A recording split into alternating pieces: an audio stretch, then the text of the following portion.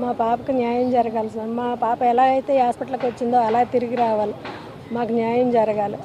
మళ్ళీ ఎవరికి ఇలాంటి రాకూడదు. ఆ రూమ్మేట్స్ని ఇప్పటి వరకు బయటకు తీసుకురాలేదు. రూమ్మేట్స్ని 10 రోజులైంది, ఇప్పటి వరకు వాళ్ళని తీసుకురాలేదు, ఏమీ చెప్పట్లేదు. ఒకరోజు పాప పరిస్థితి బాగానే ఉంటుందంటున్నారు, మరొక రోజు బాగోట్లేదు మీ పాప పరిస్థితి అని చెప్తున్నారు. ఏం చేయాలో మాకు అర్థం కావట్లేదు. ఎక్కడికన్నా మెరుగైన వైద్యం అంటే ఎక్కడికి తీసుకెళ్ళక్కర్లేదు, ఇక్కడే ఇంప్రూవ్మెంట్ అయితే ఇక్కడే అవుద్ది, ఎక్కడైనా అదే మందు అదే వైద్యం అని చెప్తున్నారు. కలెక్టర్ గారు పంపించిన కాడి నుంచి కొంచెం మెరుగ్గా ఉందని అంటున్నారు.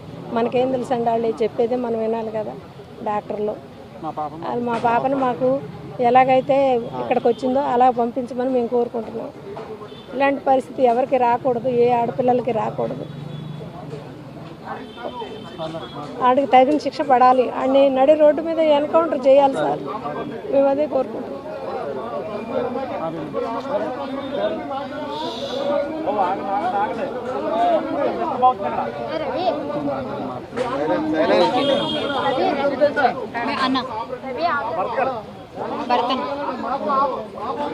మా పాపని మాకు అప్పచెప్పండి.